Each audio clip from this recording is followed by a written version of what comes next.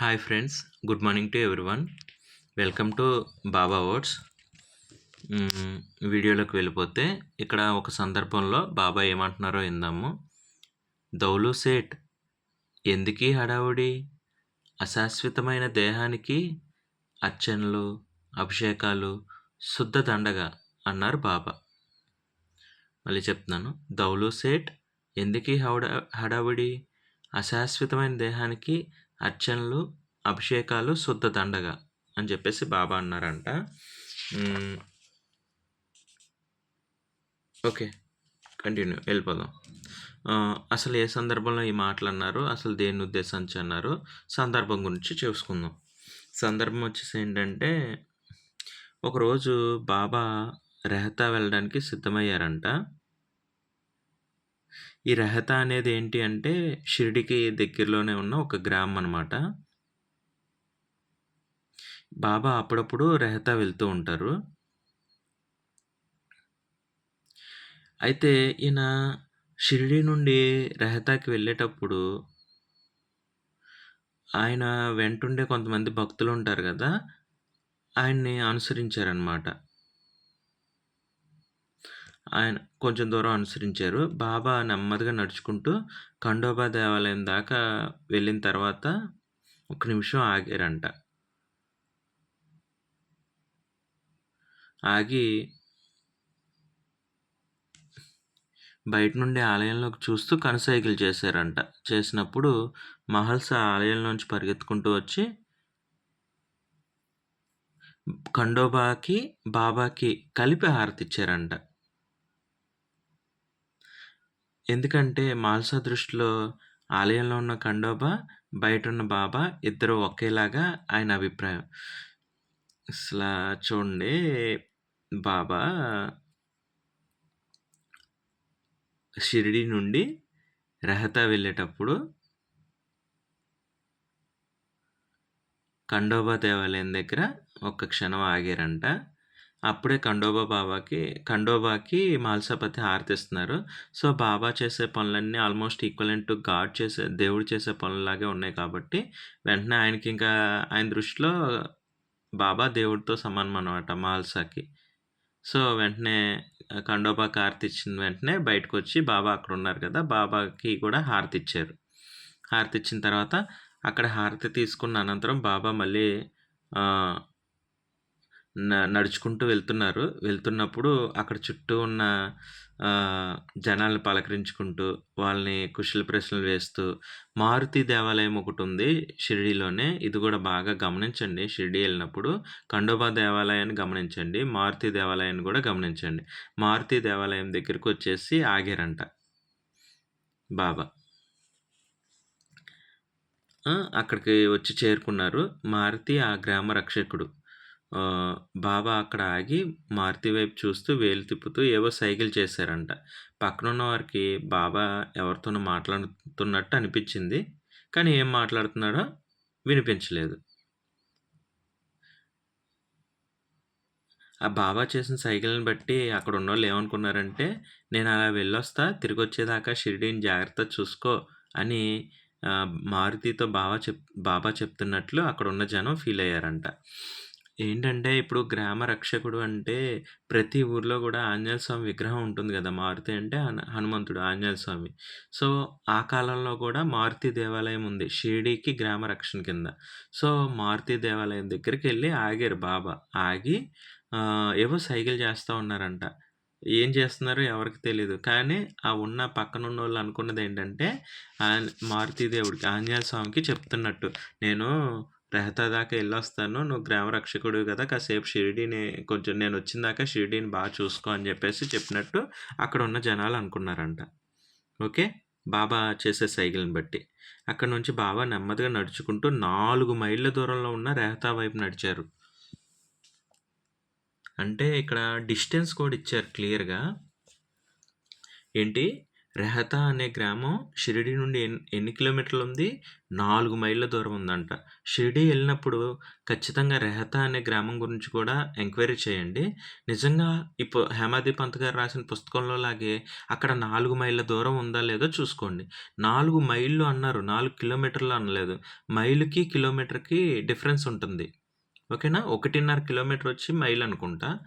మనం గూగుల్‌లో సెర్చ్ చేస్తే తెలిసిపోతుంది. మైలుకి, కిలోమీటర్‌కి డిఫరెన్స్ ఉంటుంది. మైల్ అంటేనే ఎక్కువ. కిలోమీటర్ అంటే తక్కువ. ఇప్పుడు వాడుక భాష కిలోమీటర్లు. అప్పట్లో ఎన్ని మైళ్ళు అని చెప్పి మాట్లాడుకునేవారు. అప్పటికింకా సైన్సు, ఎడ్యుకేషన్ ఇంత డెవలప్‌మెంట్ లేదు కదా! అప్పుడనమాట. ఓకే. నడుచుకుంటూ ఎళ్లారు బాబా 4 మైళ్ళు నడుచుకుంటూ ఎళ్ళేవారు ఆ వయసులో. చాలా ఆశ్చర్యంగా ఉంది. సరే, సరే, సరే, సరే. ఓకే. ఆ! నడుచుకుంటూ ఎళ్లారు. బాబా ఆ పొలిమేరల్లో చేరుకునేసరికే ఆ ఊరి శ్రీమంతుడైన దౌలు సేట్‌కి బాబా వస్తున్న విషయం తెలిసింది. యాక్చువల్లీ ఇప్పుడు దౌలు సేట్‌తోనే గదా! ఇక్కడ మన బాబా ఓడనే స్టార్ట్ అయింది. అసలు దౌలు సేట్ అంటే ఎవరంటే రెహతాలో ఒక శ్రీమంతుడు ఉండేవాడంట. ఆయన పేరు దౌలు సేట్.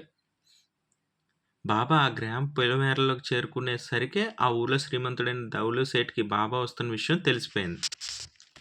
ఈ దౌలు సేట్ అనే ఆయనకి బాబా వస్తున్నారని తెలిసిందంట. ఆ సమాచారం అందుకోగానే దౌలు సేటు మేళతాళాలతో బాబాకి ఎదురొచ్చాడు. ఓకే. మేళతాళాలన్నీ తీసుకొని బాబా వస్తున్నారని జెప్పేసి ఎదురొచ్చాడు. అంటే ఈయనకి ఈ దౌలు సేట్ అనే ఆయనకి బాబా అంటే బాగా భక్తి విశ్వాసాలు ఉండుండాలి నాకు తెలిసి. మంచి రిలేషన్ ఉండుండాలి. అసలు దౌలు సేట్‌ని కలవడం కోసం షిరిడీ నుండి 4 మైళ్ళు నడుచుకుంటా రెహతాకెళ్లారా బాబా. ఒక వ్యక్తి కోసం అంత దూరం నడుచుకుంటూ ఆ ఊరికెళ్లారంటే, నాకు తెలిసి వీళ్ళిద్దరి మధ్యలో మంచి బాండింగే ఉండుండాలి. ఓకే. రైట్. మేళతాళాలు తీసుకొచ్చేసి ఎదురొచ్చారంట బాబాకి. ఊరి పొలిమేరల్లో బాబాకి ఎదురొచ్చి పాదనమస్కారం చేసి, పాదాభిషేకం చేసి, మేళతాళాలతో ఊరేగింపుగా ఊళ్ళోకి తీసుకెళ్ళి, ఊరంతా ఉన్న భక్తులు దర్శించుకునేలాగా ఊరేగింపుని ముందుకు నడిపించి, ఆఖరికి తన ఇంటికి బాబాని తీసుకొచ్చాడు. అంటే ఇప్పుడు, ఇప్పుడు మన ఊరికి ఒక కలెక్టర్ వస్తున్నారనుకోండి. District collector. చిన్న పల్లెటూరికి. ఏం చేస్తాం ముందు ఇన్ఫర్మేషన్ తెలిస్తే కలెక్టర్ అంటే మన ఊరికి ఏదైనా మంచి జరిగిద్ది, మంచి చేస్తాడని జెప్పేసి మేళతాళాలు పెట్టి సంథింగ్ ఆయనకి పూల బొకేలు అవి ఇచ్చి ఆయనకి నమస్కారం చేసి రండి అని జెప్పేసి ఎవరో ఒక ఊర్లో ఉన్న పెద్దాయన ఇంటికి తీసుకెళ్ళి భోజనాలు ఏవో పెట్టి మళ్ళీ ఎంత మర్యాదగా వచ్చాడో ఆ కుశల ప్రశ్నలు ప్రశ్నించుకొని తర్వాత ఆయన్ని అంతే మర్యాదగా సాగనంపుతారు. సో, ఇక్కడ బాబా గూడా ఆ ఊరికి ఒక అతిథిలాగా వచ్చినట్టనమాట. సో, బాబా గురించి నాకు తెలిసి ఆయనకి అన్నీ తెలుసు కాబట్టి, ఆయన్ని వెల్కమ్ చేసి మేళతాళాలతో ఆయనకి పాదాలకు నమస్కారం చేసి, పాదాభిషేకం చేసి ఇంక చివరికి ఇంటికి తీసుకెళ్ళాడు. అందరూ దర్శించుకున్న తర్వాత బాబాని ఆ ఊరు గ్రామం ఆ రెహతాలోని భక్తులంతా బాబాని దర్శనం చేసుకున్నాక ఫైనల్‌గా ఆహ్, దౌలు సేట్ తన ఇంటికి తీసుకెళ్లారు. షిరిడీ ఎళ్ళినప్పుడు రెహతా అనే గ్రామం ఉందా, ఆ రెహతా అనే గ్రామంలో దౌలు సేట్ ఉన్నాడా లేడా అని జెప్పేసి ఎంక్వైరీ చేయండి. అతను శ్రీమంతుడో కాదో కూడా తెలుసుకోండి. అలాగే ఆహ్, ఏది షిరిడీ నుండి ఆహ్, రెహతా అనే గ్రామం 4 మైళ్ళ దూరమేనా? అంతకన్నా ఏమన్నా ఎక్కువ తక్కువ ఉందా గూడా తెలుసుకోండి. మరి హేమాద్రి పంత్ రాసిన పుస్తకం కదా! అందులో క్లియర్‌గా ఆయన బాబాతో ట్రావెల్ అయ్యి ప్రతి ఒక్క విషయం అందులో పొందుపరిచారు గదా! బాబా అనుమతిస్తేనే ఆ పుస్తకం రాయడం జరిగింది గదా! ఆ! ఇన్ని సంవత్సరాల తర్వాత 100 సంవత్సరాల తర్వాత బాబాని కొంతమంది రకరకాలుగా మాట్లాడుతూ ఆ! ఏవేవో మాట్లాడేస్తున్నారు గదా! మనకిక్కడ సాక్ష్యాలున్నాయి, ఆధారాలున్నాయి, కళ్ళకు కట్టినట్టు సంఘటనలున్నాయి. మరి మనం మాత్రం ఎందుకు విచారణ చేయకూడదు? బాబా మనకి అంతర్లీనంగా ఒక స్పర్శలాగా ఆ! అద్దంలాగా మనం మనసులో తలుచుకోగానే మనకి అన్నీ జరుగుతున్నాయి కదా! అవునా కదా! పిలిస్తే ఓం సాయిరాం, ఓం సాయిరాం, ఓం సాయిరాం అనుకుంటే మనసులో మనశ్శాంతి కలుగుతుంది. మనకొకళ్ళు తోడున్నారని చెప్పేసి మనకనిపిస్తుంది. మరి ఇంత ప్రెజెన్స్‌ని మనం అనుభూతి చెందినప్పుడు, ఆయన్ని ఎవరైనా ఇట్లా మాట్లాడేటప్పుడు మనం నిరూపించుకోవాలి గదా! ఆధారాలతో సహా. ప్రతి ఒక్కటి వదిలిపెట్టకుండా బాబా అనుగ్రహంతో ప్రతీదీ తెలుసుకుందాం. రాబోయే తరానికి ఖచ్చితమైన ఇన్ఫర్మేషనే ఇద్దాం. ఏవో గాలిలో మాటలు, గారడీ మాటలొద్దు. భగవంతుడి గురించి తెలుసుకోవడం మన మెయిన్ గోలు. ఎందుకంటే చావు పుట్టుకలు ఇక్కడ కామను. చనిపోయిన తర్వాత ఏమవుతాం? భగవంతుడిలో కలుస్తాం. అంటే భగవంతుడి గురించి తెలుసుకోవాలి.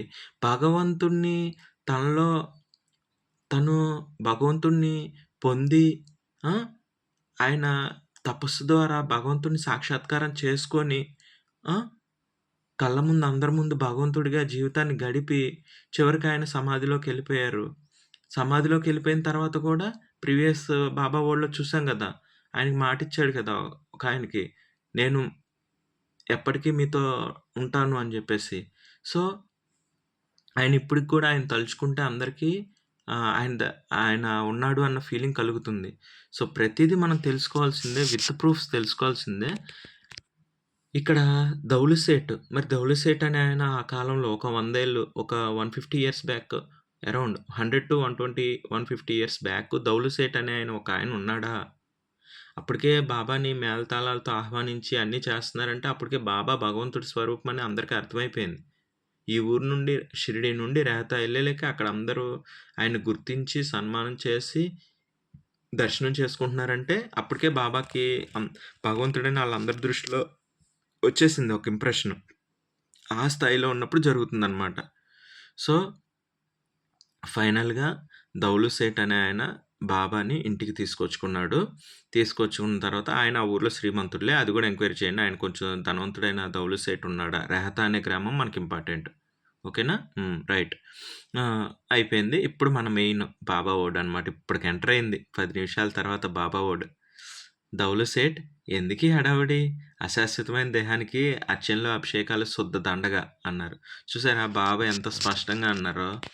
ఎవరైనా ఇప్పుడు ఇప్పుడున్న బాబా అని జెప్పేసి ఇవన్నీ మాయమాటలు చెప్పేవోళ్ళు ఎవరైనా వస్తే, నాకింకా సన్మానం చెయ్యి, నాకు సత్కారాలు చెయ్యి, నన్ను అందరిలో గొప్పగా చెయ్యి, నాకు ధనాన్నివ్వి, అదివ్వి అంటారు. కానీ బాబా అంత ఇది ఉన్నా కూడా, భగవంతుడి స్వరూపం కింద మారిపోయినా కూడా, ఎంత సింపుల్‌గా, నేచురల్‌గా ఉన్నారు చూడండి. అంత ధనవంతుడు కాళ్ళకి దండం పెట్టి ఇంటికి తీసుకొస్తే, అసలెందుకీ హడావిడంతా? అశాశ్వతమైన దేహానికి అర్చనలు అవసరమా? అభిషేకాలు అవసరమా? శుద్ధ దండగ అన్నారు ఒక్క మాటలో. కొట్టినట్టు మాట్లాడతారు బాబా. అసలెవ్వరిని ఆయన అనుమతి లేకుండా ఎవ్వరి దగ్గరికి కూడా రాలేరు. సో, అది ఈ వర్డ్. ఇంకా కంటిన్యూ వెళ్ళిపోదాం. హ్మ్. అన్నారు బాబా. అనగానే దౌలు సేటు బాబా కోసం చిలుము సిద్ధం చేసి ఆహ్, బాబాని కొన్ని మాటలు అడుగుతున్నారనమాట. బాబా మీ సృష్టిలో మీరు తప్ప అన్నీ అశాశ్వతమైనవే. అలా అని ఏది మానేస్తున్నాం? మీ ఆనందం కోసం జీవులతో మీరు ఆడుకుంటున్నారు. మా తృప్తి కోసం ఈ సేవలు మీకు చేసుకుంటున్నాం. మీ పెదాల స్పర్శతో ఈ చిలుము గొట్టం కూడా పునీతమవుతుంది. ఆ మాత్రం అదృష్టం కూడా మాకివ్వరా?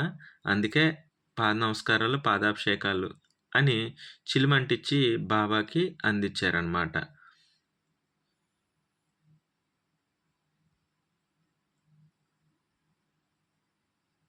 ఓకే. అంటే ఇప్పుడు బాబా దౌలు సేట్‌తో మాట్లాడారు గదా! ఈ హడావిడంతా ఎందుకు చేస్తున్నావు? అశాశ్వతమైంది దేహం అని. దౌలు సేట్ తన వివరం చెప్తున్నాడనమాట. బాబా ఈ సృష్టిలో మీరు తప్ప అన్నీ అశాశ్వతమేను. ఏదో మా సంతోషం కోసం మేమేదో చేస్తున్నాము అని చెప్పేసి మీ సేవ చేసుకుంటున్నాం మా సంతోషం కోసం. ఆహ్, మీ పెదాల స్పర్శతో ఈ చిలుంగొట్టం గూడా పునీతమవుతుంది. ఆ మాత్రం అదృష్టం మాకివ్వరా అని జెప్పేసి, అందుకే పాద నమస్కారాలు, పాదాభిషేకాలని చిలుము అంటించి బాబాకందించారు. అంటే ఇక్కడ మీరు వేరే విధంగా తప్పుగా అనుకోవద్దు. ఆ కాలంలో చిలుము పీల్చడం అనేది చాలా చిన్న విషయం. ఇప్పుడంటే మనం ఎడ్యుకేట్ అయ్యాం గాబట్టి cigarette is banned. Alcohol is banned. మత్తు పదార్థాలు వాటిని సేవించకండి అని చెప్పేసి ఇంత ఎడ్యుకేషన్ వచ్చిన తర్వాత అవి మనకు అందిస్తున్నారు. అవి ఇస్తున్నారు. అవి బ్యాడ్ హ్యాబిట్స్ అని చెప్తున్నారు. దాని మీద రాస్తున్నారు కానీ ఇంకా మార్కెట్‌లో అమ్ముతున్నారు. కాపోతే మనకు చదువు ఉంది, జ్ఞానం ఉంది కాబట్టి అవి బ్యాడ్ హ్యాబిట్స్ అని వాటి జోలికి మనం వెళ్ళట్లేదు. కానీ ఇది ఎప్పుడు దాదాపు 150 సంవత్సరాల క్రితం పల్లెటూరు వాతావరణంలో జరిగే దాని గురించి ఇప్పుడు మాట్లాడుకుంటున్నాం. ఇప్పుడు మాత్రం పల్లెటూరులో చుట్టలు తాగేవాళ్ళు లేరా? సో, అది చుట్ట, చిలుము బాబా పీల్చారా అంటే, అప్పుడున్న కాలమాన పరిస్థితుల్లో అందరూ పీల్చేదే కాబట్టి ఆయన పీల్చారంతే. అది తప్పా అంటే నేను బాబానేం సమర్థించట్లేదు. చిలుము పీల్చడం వల్ల ఏంటి ఉపయోగం? ఉపయోగం లేదు. అది ఎవరికి? నీకు, నాకు. సామాన్య మనుషులకి ఉపయోగం లేదు. బాబా ఆల్మోస్ట్ దైవం స్థాయికెళ్ళిపోయారు. ఇంకా ఆయనకి దేహం మీదే భ్రాంతి లేదు. ప్రకృతి ఆయన అధీనంలో ఉంది. సృష్టి ఆయన చెప్పినట్టు నడుస్తుంది. ఇంకేటి? ఆయనకి సర్వం తెలుసు. అక్కడున్న 10 మంది చిలుము తాగుతారు కాబట్టి, బాబాకి దండం బెట్టి చిలుమందించారు. ఆయన దేన్నైనా సింపుల్‌గా తీసుకుంటాడు గాబట్టి, ఆయన ఆ చిలుము పీల్చుతారనమాట. ఏంటంటే ఫ్రెండ్స్ కలిసినప్పుడు. ఇంక మీకు ఇంతకన్నా క్లియర్‌గా చెప్పాలంటే ఎలా చెప్పాలో నాకర్థం గావట్లేదు. నాకు ఫర్ ఎగ్జాంపుల్ సిగరెట్ తాగే అలవాటుందబ్బా! నా ఫ్రెండ్స్ దగ్గరికెళ్ళాను. వాళ్ళు సిగరెట్ తాగుతారు. నాకు ఫ్రెండ్స్ ఇంపార్టెంటు. సిగరెట్ ఇంపార్టెంట్ కాదు. సరదాగా వాళ్ళతో పలకరించేటప్పుడు వాళ్ళు నాకో సిగరెట్ ఇచ్చారు. నేను కాల్చాను. ఏదో మంచి చెడ్డ మాట్లాడుకున్నాం. ఆ సిగరెట్ అవతల పడేసాం. అయిపోయింది. అంతవరకే చూడండి. వీడియో లెంత్ పెరిగిపోతుంది. ప్రతీదీ స్పష్టంగా మాట్లాడుకుంటుంటే. సరే నేను ఈ వీడియోనైతే ఎండ్ చేయను. స్కిప్ చేయను. కంటిన్యూ చేసుకుంటూ వెళ్ళిపోతాను. నాకేం చెప్పాలనిపిస్తే అది చెప్తాను. వీడియో లెంత్ ఎంతైనా పర్వాలేదు. నాకు ఈ వీడియోలో ఒక అద్భుతమైన ఫీలింగ్ కలిగింది. కాబట్టి నేను వీడియోని కంటిన్యూ చేస్తున్నాను. ఓకే. వీడియో కంటిన్యూ చేద్దాం. ముందు ఇక్కడ ఏముందో అది తెలుసుకుందాం. తర్వాత నా వివరణ ఇస్తాను. బాబా ఆ చిలుముని పీల్చి శ్యామకిచ్చాడు. శ్యామ చిలుముని పీల్చి సరిగ్గానే ఉందని నిశ్చయించుకొని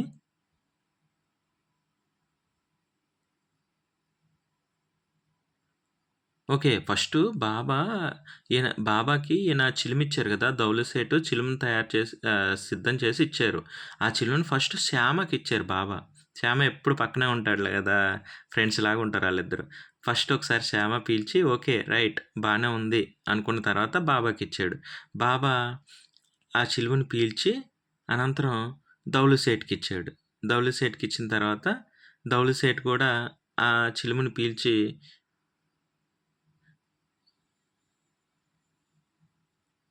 పక్క వాళ్ళకిచ్చాడు. అలా ఒక్కొక్కరు చిలుము గొట్టాన్ని అందుకొని చిలుము తాగుతూ బాబా పెదాల స్పర్శతో పునీతమైన ఆ చిలుముని తాము స్పర్శించినందుకు ఆనందంతో పరవశించిపోయారు.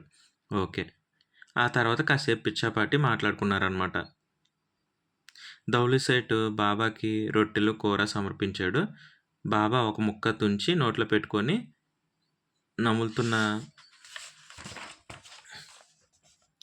పళ్ళెన్ని భక్తుల ముందు నెట్టారనమాట. బాబా వదిలిన ప్రసాదాన్ని భక్తులందరూ కళ్ళకద్దుకొని స్వీకరించారు. అనంతరం బాబా మళ్ళీ షిరిడీకి బయలుదేరిపోయారు. యథాప్రకారం మేళాలన్నీ మోగినియి. దౌలు సేటు కూడా బాబాతో పాటు కాస్త దూరం వచ్చారు. మార్గమధ్యంలో చిల్లర నాణేలు మీదకు విసురుతుంటే కింద పడ్డ ఆ నాణేలని భక్తులు పోగు చేసుకుంటున్నారనమాట. కళ్ళకద్దుకొని దాసిపెట్టుకుంటున్నారు ఆ నాణేలని.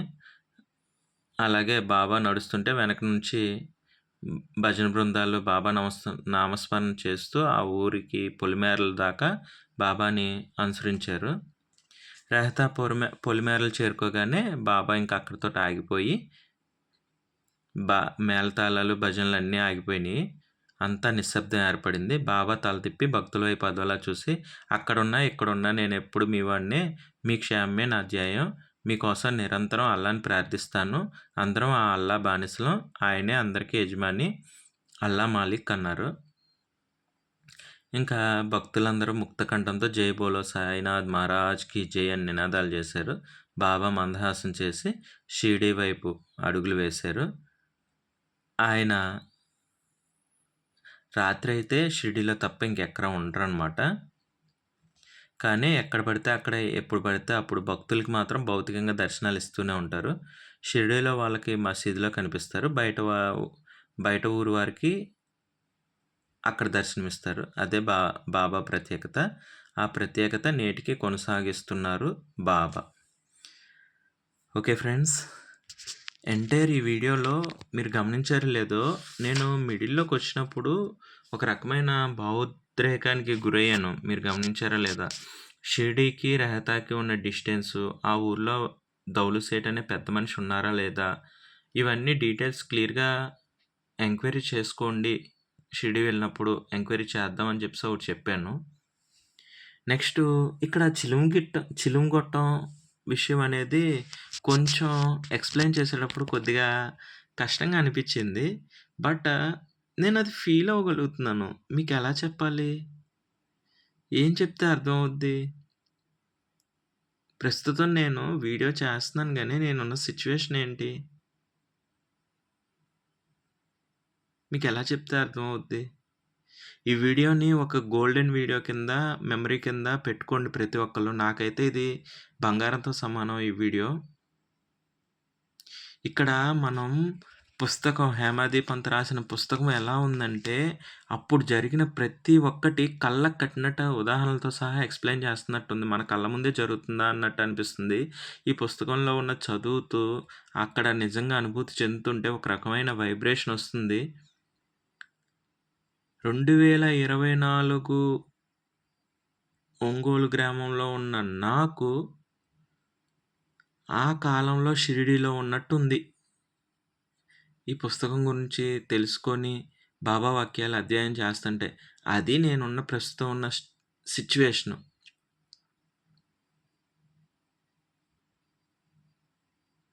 సరే, ఇక్కడ చిలుముగొట్టం ఇన్సిడెంటు. ఏముంది, బాగా డబ్బున్నాయన, దౌలు సేటు, రెహతా గ్రామంలో ఉంటాడు. అప్పటికే బాబాకి పేరు ప్రఖ్యాతులు ఆయనొక భగవంతుడు అన్న ఇది వచ్చేసింది. షిరిడీలో ఉండే ఆయన రెహతాకొచ్చాడు. ఆయనకు ముందే తెలిసింది కాబట్టి ఊరు జనం అంతా బాబాని కొనియాడుతూ ఆయన్ని అందరూ దర్శనం చేసుకున్నారు. దౌలు సేట్ దగ్గరకొచ్చి బాబా ఎంత సింపుల్ మనిషో ఇక్కడ చూస్తుంటే మైండ్ పోతుందసల. ఇంజినీరింగ్ చదువుకున్నాను నేను. ఈ ఇన్సిడెంట్ చెప్తుంటే నాకే అసలు ఏం అర్థం కావట్లేదు. ఒక పక్క న్యాచురాలిటీ నిజంగా జరిగింది. బాబా ఎంత సింపుల్‌గా ఉన్నారో చూడండిక్కడ. ఆ కాలం అది. ఆ జనరేషన్ అది. బాబా చిలుము తాగుతారు. తాగుతారు. అసలు బాబాని మీరు హైప్ ఎందుకు క్రియేట్ చేస్తున్నారు? నేను పుట్టుకతో భగవంతుడినని బాబా చెప్పారా? మీరెలాగో, నేనెలాగో ఆయన మనిషిలాగే వచ్చారు కదా! మనిషిలాగే పుట్టాడు.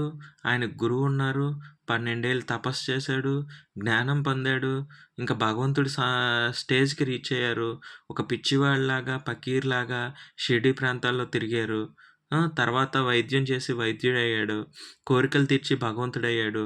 ఆయనకి చిలుము అలవాటుంది. చిలుము పీల్చే అలవాటు. ఆ విషయం అందరికీ తెలుసు. అలాగే దౌలీ షేట్ రెహతాకొచ్చాడు. రెహతాకొస్తే దౌలు సేటు ఆ కాలంలో అదొక ప్రెస్టేజ్ ఇష్యూ అనమాట. చిలుము పీల్చుకోవడం.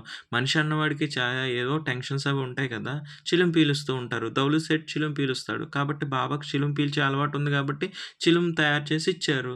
ఇచ్చినప్పుడు బాబా అది తీసుకెళ్ళి శ్యామకిచ్చాడు. శ్యామ అది సరిగా ఉందో లేదో ఆయన పీల్చి ఆళ్ళిద్దరు బెస్ట్ ఫ్రెండ్స్ అబ్బా! శ్యామ అంటే బాబా, బాబా అంటే శ్యామ. అసలు బాబాతో ఫుల్‌గా ట్రావెల్ అయ్యింది శ్యామ. మీకు శ్యామని దగ్గరగా చూస్తే మీరు బాబాని చూసినట్టే. వాళ్ళిద్దరిని విడదీయలేని బంధం. అలా అని శ్యామ ఏం తక్కువోడేం కాదు. ఆయన టీచర్ ఆయన. పిల్లలకి పాఠాలు చెప్తాడాయన. షిరిడీ వెళ్ళినప్పుడు ఎంక్వైరీ చేసుకోండి. శ్యామ అనే ఆయన ఒకాయన ఉన్నాడా? శ్యామ అనేది ముద్దు పేరు ఆయన పేరు. ఆ పేరుతో ఒకాయన ఉన్నాడా? ఆయన టీచరా? ఇది కూడా ఎంక్వైరీ చేసుకోండి. ఎంక్వైరీ చేసి అంతా ఓకే నిజమన్నాకే నమ్మండి. ఓకే. శ్యామకిచ్చాడు. శ్యామ చిలుము పీల్చాడు. చిలుము పీల్చిన తర్వాత ఓకే. అంతా బానే ఉందనుకున్నాక బాబాకిచ్చారు. బాబా చిలుము పీల్చారు. చిలుము పీల్చి ఇంకా అందరికిచ్చారనమాట. అందరూ పీల్చారు. ఓకే. బాబా పీల్చిందన్నట్టు పీల్చారు అందరూ. ఆల్మోస్ట్ అప్పటికే బాబా ఇంకా భగవంతుడిగా గుర్తింపు ఒచ్చేసిందనమాట. అందరూ చిలుము పీల్చారు. చిలుము పీల్చిన తర్వాత ఇంక బాబా మళ్ళీ అక్కడి నుండి ఇంక స్టార్ట్ అయిపోయి కుశల ప్రశ్నలు. మంచి చెడ్డ రెహతా ఊరు గురించి మంచి చెడ్డ మాట్లాడుకొని, ఊర్లో ఎలా ఉంది, ఏంటి సంగతులు మాట్లాడుకొని, ఇంక లాస్ట్‌లో ఎళ్ళిపోయేటప్పుడు ఒక మాట అన్నారనమాట. నేను అక్కడున్నా, ఇక్కడున్నా మీ వాడినే, మీ క్షేమం నా ధ్యేయం. మీకోసం నిరంతరం అల్లాని ప్రార్థిస్తూ ఉంటాను. అందరం ఆ అల్లాకి బానిసలం. ఆయనే అందరికీ యజమాని గుర్తుపెట్టుకోండి. అల్లా మాలిక్ అన్నారు. అల్లా అంటే యజమాని అనమాట. అంటే భగవంతుడని బాబా దృష్టిలో మీనింగ్. అని చెప్పేసి ఇంకా బయలుదేరారు. బయలుదేరేటప్పుడు జై బోలో శ్రీ సాయినాథ్ మహారాజ్‌కి జై అని చెప్పేసి అందరూ అన్నారు.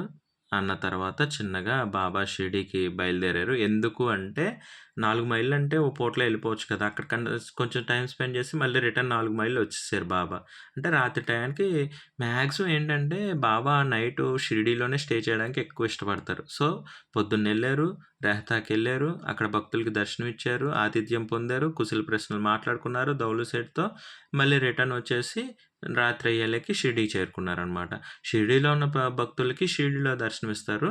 కానీ ఆయన వేరే వేరే ప్లేసుల్లో గూడా డిఫరెంట్ డిఫరెంట్ టైమింగ్స్‌లో భక్తులకి డిఫరెంట్ డిఫరెంట్ వేస్‌లో భౌతికంగా గూడా ఆయన దర్శనాలు ఇస్తూనే ఉంటారు అని జెప్పేసి ఇక్కడితో ఈ అధ్యాయం ముగించారు. అమ్మా! First time half an hour video అనుకుంటా. ఎందుకంటే ఇది నాకు గోల్డెన్ మెమరీ. కాబట్టి నేను 30 మినిట్స్ ఉంచుతాను నేను. మనసుకు నచ్చిన వీడియో కోసం 30 మినిట్స్ స్పెండ్ చేయలేమా? టైంతో సంబంధం లేదు. కొన్ని అనుభవాలు ఇప్పుడు నేను చెప్పాలనుకున్నది మొత్తం ఈ లాస్ట్ 5 మినిట్స్‌లో కవర్ చేస్తాను. మనం ఏ ఉద్దేశంతో బాబా వీడియోస్ చేస్తున్నాము? భగవంతుడి గురించి తెలుసుకోవాలనుకున్నాము. బాబా ఆయన మనిషిగా పుట్టి, భగవంతుడిగా మారి, చివరికి భగవంతుడు ఉన్నాడని నిరూపించి, ఆయనే భగవంతుడిగా అన్ని కార్యాలు చేసి సమాధిలోకెళ్ళిపోయాడు. ఆయన జీవితం ఉద్దేశంగా చూసుకొని, మనం భగవంతుడి గురించి తెలుసుకోవాలనుకున్నాం. First point. అయితే భగవంతుడి గురించి తెలుసుకునే ప్రతి క్షణం మన సైన్స్ ప్రకారం గూడా ఆలోచిద్దాము.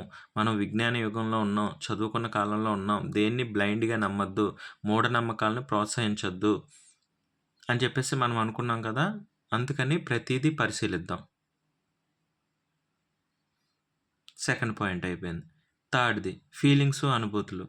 ఏమో మరి అక్కడ కళ్ళకి కట్టినట్టు రాసారు. ఆ 'హేమది పంత్‌కి అనంత అనంత కోటి కృతజ్ఞతలు. మీరు పొందుపరిచింది ఎలా ఉందంటే, అసలా నిజంగా ఇప్పుడు షిరిడీలో ఉన్నట్టుంది.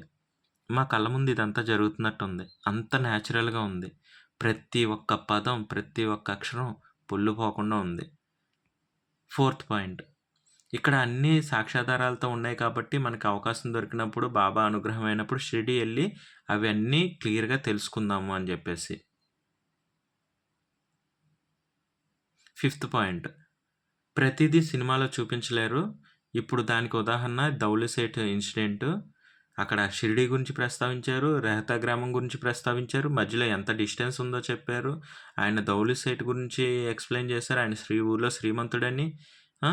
తర్వాత వీళ్ళ మధ్యలో కాసేపు జరిగిన సంభాషణలు. మళ్ళీ ఆయన అక్కడి నుండి రిటర్న్ వచ్చేయడం. ఇంకా లాస్ట్ చిట్ట చివరి పాయింట్. బాబా సింపుల్‌సిటీ. అంతమంది అభిషేకాలు చేస్తున్నా, అన్ని చేస్తున్నా, నాకేం చెయ్యొద్దు అని జెప్పేసన్నారు. ఇంకా చిట్ట చివరగా, ఫ్రెండ్స్ మీరు నమ్మినా, నమ్మకపోయినా, ఏమనుకున్నా నాకనవసరం. షిరిడీ సాయిబాబా మన కళ్ళ ముందు తిరగాడిన వ్యక్తి. ఆయన సాధనతో భగవంతుడిని సాక్షాత్కారం చేసుకున్నాడు. సాక్షాత్కారం చేసుకున్న తర్వాత కూడా భక్తులకి సింపుల్‌గా చాలా న్యాచురల్‌గా సాధారణ మనిషిలాగే ఆయన కనిపించారు. ఆయన ముందుకెప్పుడు జనాలు గుంపులుగా చేరనివ్వలేదు. ఆయన ఏ ప్రెస్టేజి కోరుకోలేదు.